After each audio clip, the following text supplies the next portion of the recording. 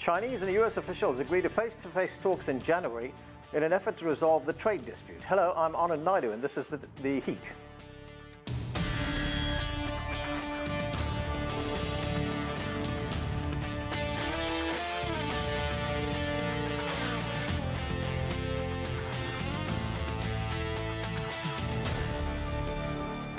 It's been a challenging year for relations between China and the United States. In July, U.S. President Donald Trump carried out his threat to impose tariffs on China for alleged unfair trade practices. To date, the U.S. has issued tariffs on $250 billion worth of Chinese products, and China has reciprocated with $110 billion on U.S. goods. On the sidelines of the G20 Summit, Chinese President Xi Jinping and President Donald Trump agreed to a temporary truce. The U.S. will not increase tariffs for 90 days, and China will lower tariffs on U.S. autos and resume buying U.S. soybeans.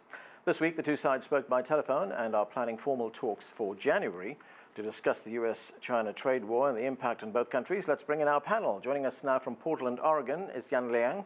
She is an associate professor of economics at Willamette University. Also with us from Beijing is Victor Gao. He's the vice president of the Center for China and Globalization. From Philadelphia, Michael Johns is a former White House speechwriter for President George H.W. Bush and co-founder of the U.S. National Tea Party movement. And Saruhan Hatipoglu is CGTN's global economics analyst and the CEO of Business Environment Risk Intelligence right here in Washington, D.C.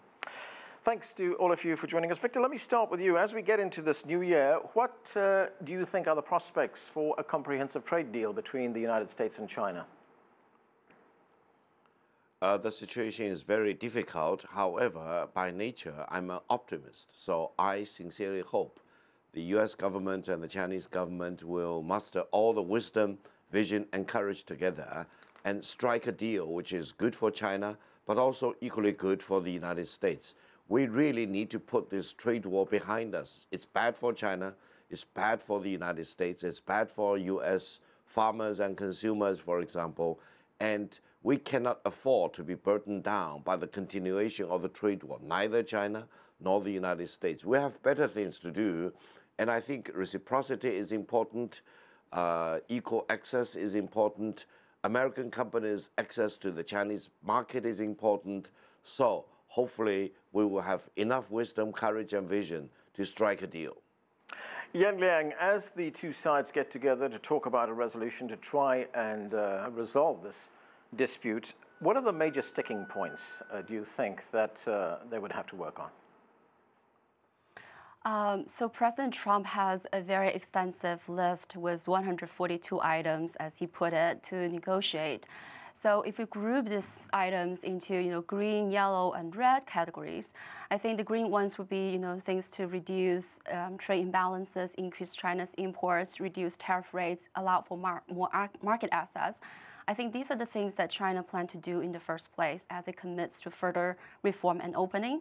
The yellow items would be things like ending forced technology transfer and strengthen intellectual property rights. These things are difficult, but they're still aligned with China's long-term national interest.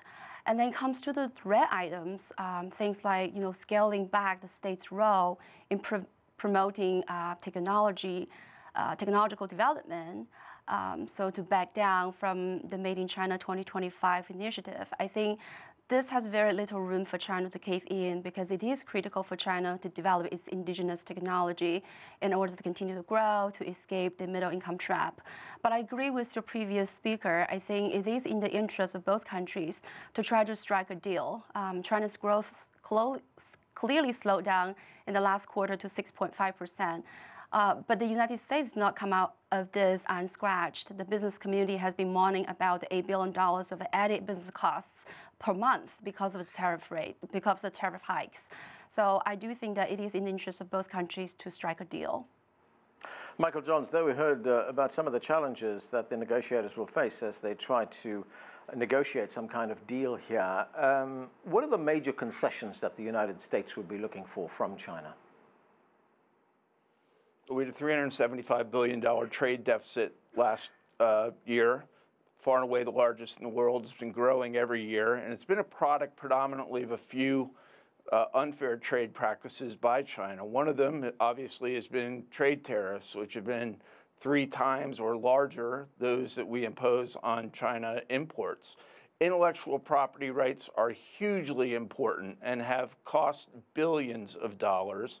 I think it is the proper perception of the Trump administration that the Chinese government can get their arms around this if they are so committed to doing so. And it's discouraging that that has not yet happened. Additionally, I think a lot of the issues as it relates to technology transfers of U.S. presence in China and of co-ownership regulations are all very much against the spirit of free trade between the two countries.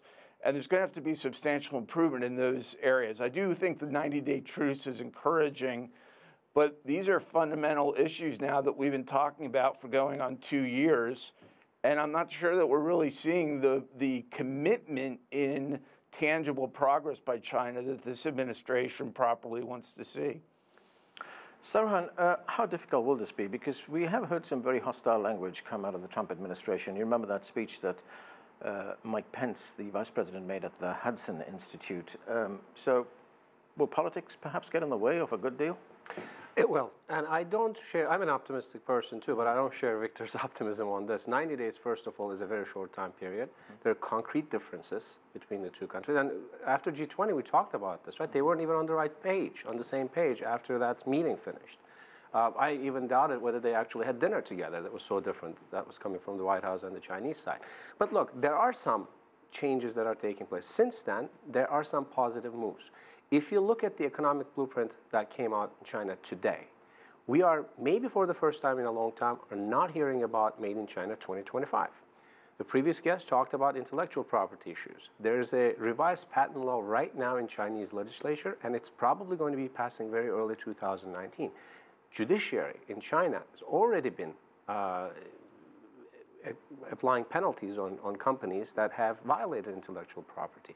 So things are changing. It is probably not happening at the pace that the United States wants, and I think that is the problem, but things are happening. One last thing on this, the economic activity. In China, yes, it is slowing down. In US, we haven't felt yet. But if the stock market is telling us anything, we are going to see significant slowdown, not a recession, but a significant slowdown in the first quarter of this country going to the first half, and I think that is going to push the United States sides to find a deal as soon as possible. Victor, on the sidelines of that G20 meeting that we were talking about, there was that 90-day truce which was agreed to in a private meeting between President Trump and President Xi. What did those 90 days do for China? What kind of breathing space did it give China? I think we need to give credit to President Donald Trump and his team and the Chinese President Xi Jinping and his team for the courage that they demonstrated in putting forward this 90-day truce.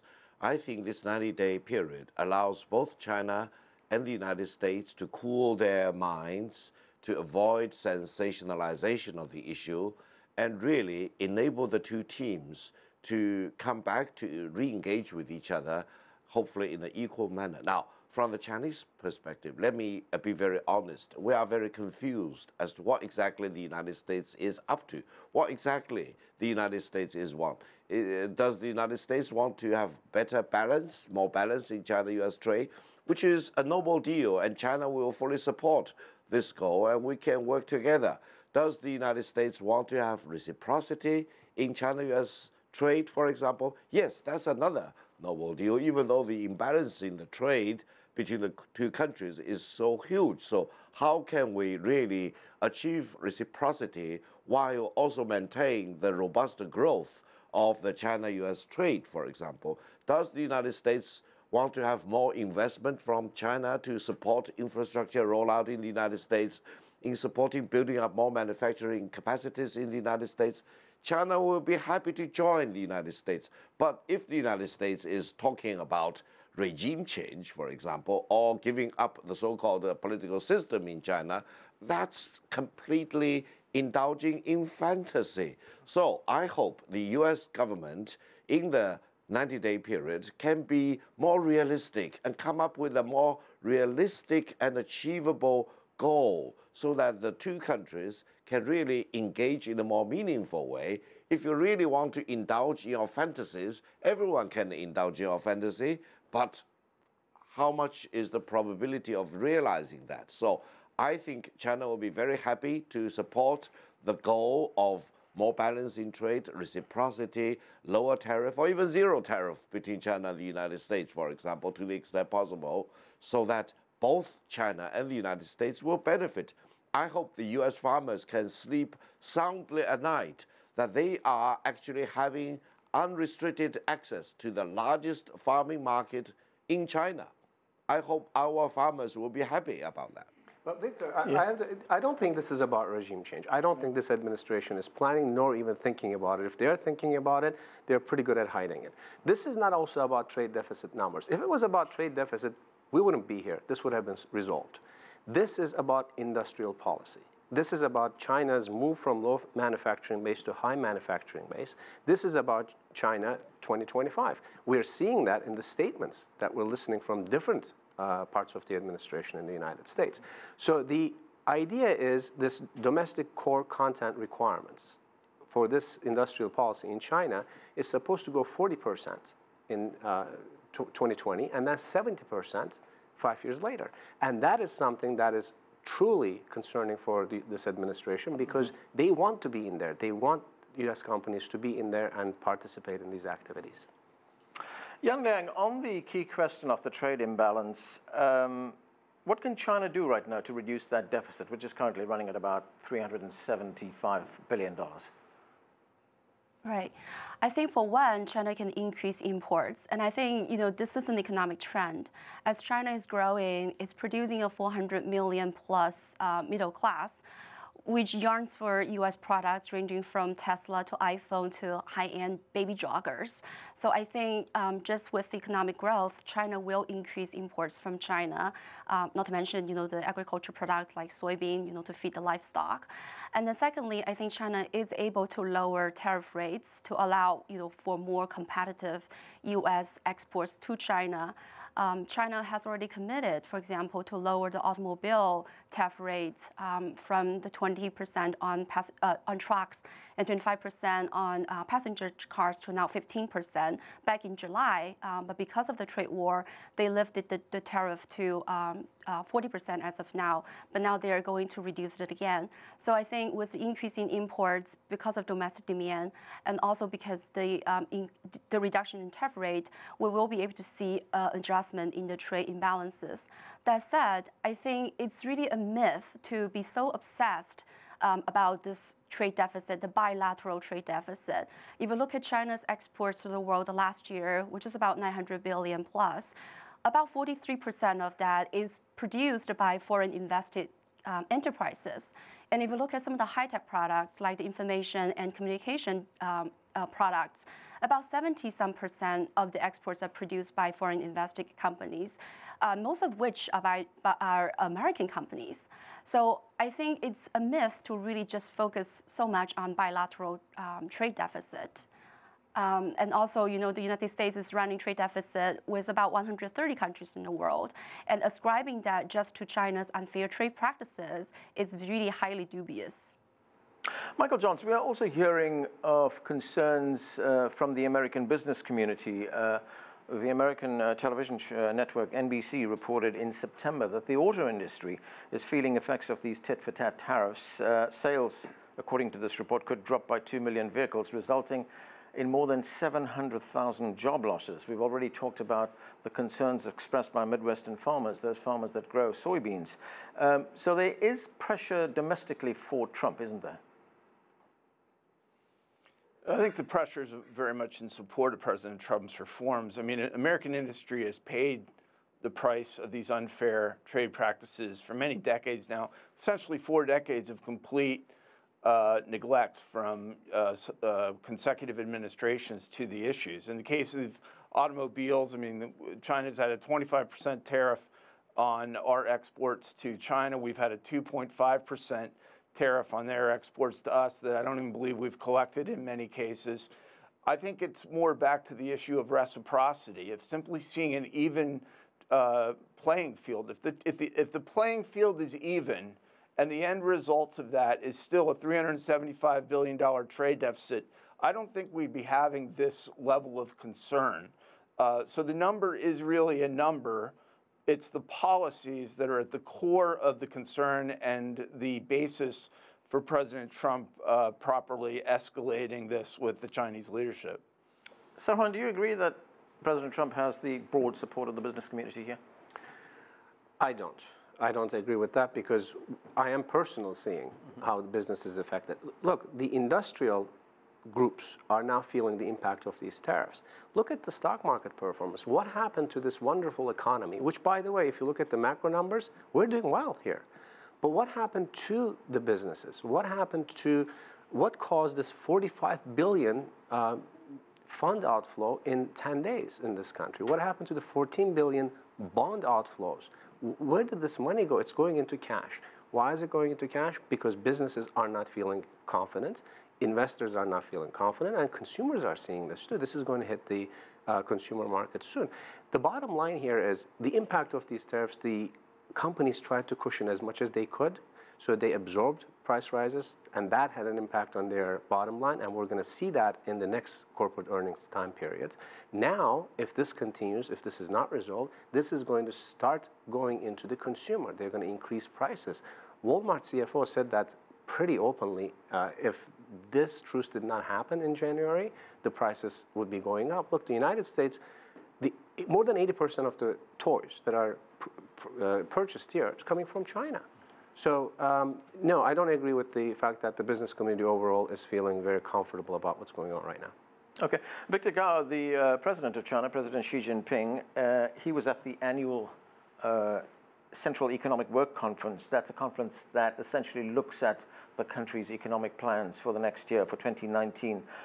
Did you hear anything come out of that conference on resolving this trade issue? Yes, the economic meeting just concluded in Beijing is a very important meeting because it sets the most important goals for China's economy for the coming year. One of the goals already emphasized by the meeting is actually to handle the China-US trade relations in a better way. And I think this gives reason for hope that at least on the Chinese side, the government here and the business community will have all the reasons to take all the necessary steps possible to deal with the China-US trade frictions and try to put them behind us. Because truly, it is in China's interest to resolve these trade issues. And I personally see some of the merits from the US argument, even though I do not complete in totality with all the arguments. And I hope the US side can be more differentiated as to their goals. But I think the Chinese government is really putting top priority to dealing with these trade frictions. And hopefully China and the United States, the two largest economies in the world, can not only do the right thing for their own people, but also do the right thing for the global community so that they can see that these two very important countries can exercise leadership and responsibility, can really provide true caring for the legitimate business interests of their people, the Chinese people and the American people, and resolve whatever differences there are. I'm an optimist. I strongly urge the Chinese government to do the right thing. I urge the US government to do the right thing. Don't hold the consumers and the business communities hostage in a kind of escalating trade war between the two countries. Liang, how big an issue is intellectual property for the two sides? The World Bank actually just called on China to address concerns over forced technology transfer. What is Beijing's position on this? As I mentioned, I do think that this is in China's long-term national interest to strengthen intellectual property rights protection, because as China strives to develop its indigenous technology, it needs to protect intellectual property rights to incentivize private businesses to continue to innovate. right now 70% of technological innovations are done by the private enterprises. So, and I believe, like your previous speaker said, that China has made a lot of progress on this front. But whether or not the pace at which China improves is, it's satisfying the U.S., it's another issue. But I do think that China has been making progress. And talking about, the use of foreign technologies, China is portrayed as, a thief, a robber, a copycat. But as a matter of fact, if you look at the data, last year, China paid $29 billion for the use of foreign technologies, increased from just about $8 billion, which 10 years ago. So I think China is making progress. And in terms of forced technological transfer, I think as China allowed for more foreign firms to take major stake in automobile industries and other sectors, it will become increasingly difficult for China to force technological transfer, quote unquote. But a lot of these contractual agreements are between private parties, and they can be interpreted differently in practices. So I don't think there is abundant evidence to suggest that the Chinese government is behind, the so-called forced technology transfer. And I also just wanted to make one quick comment on the previous speakers. He mentioned about tariff rates. If you look at the data, the WTO data, China's applied weighted average tariff rate, it's about 3.4%, which is higher than the U.S., which is 1.7%. But China is a developing nation, and this tariff rate is much lower than other emerging market counterparts. If you look at Brazil, 8%, Argentina, 7.5%, India, 6%, Mexico, 4%. So I don't think China is not delivering, its commitment to opening, to reciprocity, to multilateral trade. Michael, let me get your view on intellectual property rights, because that is a big thing in the United States. We've heard it very often from the White House as well. Has the U.S. got it wrong here? Because those figures that Liang just pointed out, that China is paying, those payments have increased for the use of technology. Right, but it's impossible right now for U.S.-based companies to go into China and do business without being forced to transfer its intellectual property and access to its technologies to China. That's clearly unfair. We would never do that on Chinese-based companies here. And I think it's, in essence, what you have are economies that really are functioning in two very different ways. And we are not a wholly market-based economy, but a largely market-based economy. China continues to be, in fact, is, I think, ever more increasingly a state-directed economy. And it's important for China to come forward and state openly that we are going to end these practices of intellectual property theft and forced intellectual property transfer. And I think it's important, finally, to recognize that the Chinese economy is hurting. It is a very export-dependent economy. Clearly, the U.S. has been affected negatively by sanctions, but China even more so. You have substantial corrections in the primary Chinese equity markets that I think are very damaging, diminished consumer confidence, lots of concerns, frankly, about even political instability as a result of some of this economic downturn. And I think that's something that needs to also be of concern to the U.S. because, to correct a statement earlier, the U.S. does not have any desire for regime change or political instability in China. Our goal is to have a fair and equal partnership that's based on peace and mutual prosperity between our countries. And therein lies the irony, I think, Anand. Although I do agree with Michael on the part that there is, if you look at surveys from American Chamber of Commerce in China, American companies are saying a significant proportion they are not feeling welcome in China. So that needs to change. We understand that. But this economic slowdown that Michael has touched upon is the irony here. Because China was actually taking measures to reform its economy. Now, if you looked at what came from this meeting today, they're relapsing. They're going back to the older ways of cutting required reserve ratios, giving more money to state-owned corporations for infrastructure spending. These are the things that China was trying to get rid of so that it could actually reform and tackle these issues that we've been talking about here. So in a way, this trade issue has caused China to slow down its reform process, and I think their focus, again, Chinese that is stable economic growth or a restored slowdown in the economic activity in China. Unfortunately, reform is going to take a backseat again. Victor, what's your view on that? Has this trade dispute had that effect on Chinese growth? Yes, let me add one point. I think in historical terms, 40 years ago, if an American or foreign investor coming to China and said, I have money, everyone in China probably would chase after him and treat him as a king. Now, if a foreign investor comes to China and say, I have money, probably few people will blink because many people, many companies here in China have money. So these Chinese companies and local governments, they want to have more than purely money that's brought into China. Purely competing by having capital doesn't solve all the equation. So what does the Chinese want? They sometimes say, do you have a better brand? Do you have a better way of doing business? Do you have, for example, intellectual property that you can inject into the joint venture companies? I think this is what you are calling the forced transfer of technology. In reality, it's the contribution of the foreign party to the joint venture. And the Chinese side normally will contribute land, for example, or working capital, are Chinese or other companies things prepared to do that into the joint over venture. here? Sorry, go ahead. Are Chinese companies prepared to do that here? Are you prepared to transfer your technology to the United States private sector and U.S.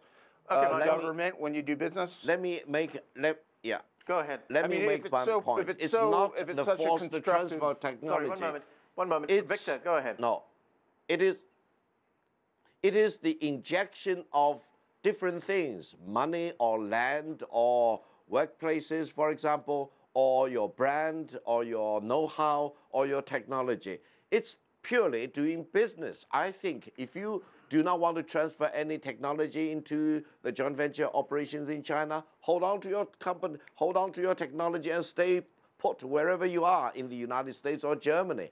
And I think there is a better way to understand the reality here. In China, if you really want to come, bring in your money, bring in your brand name, bring in your better way of doing business, bring in your better technology, that's the way of doing business in China today. Okay, Yan Liang, I've got 40 seconds left, and I was wondering how important it is for these two countries to move very quickly on finding some kind of a resolution. There was a survey done by the Wall Street Journal.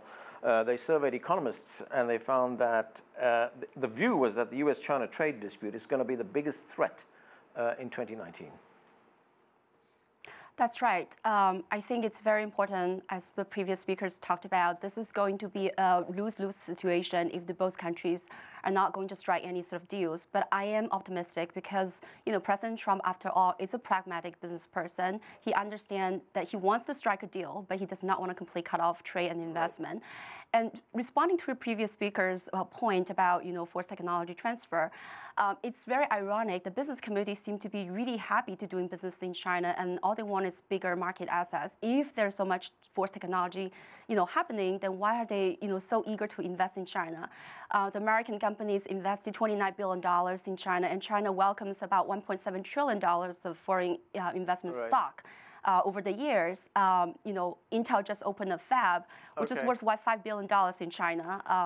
Same with Tesla. Yeah, we're going to have to wrap it up there. Those questions you posed, probably another day we'll answer them. That's it for this edition of The Heat. I'm Anand Naidu in Washington, D.C. Thanks for watching.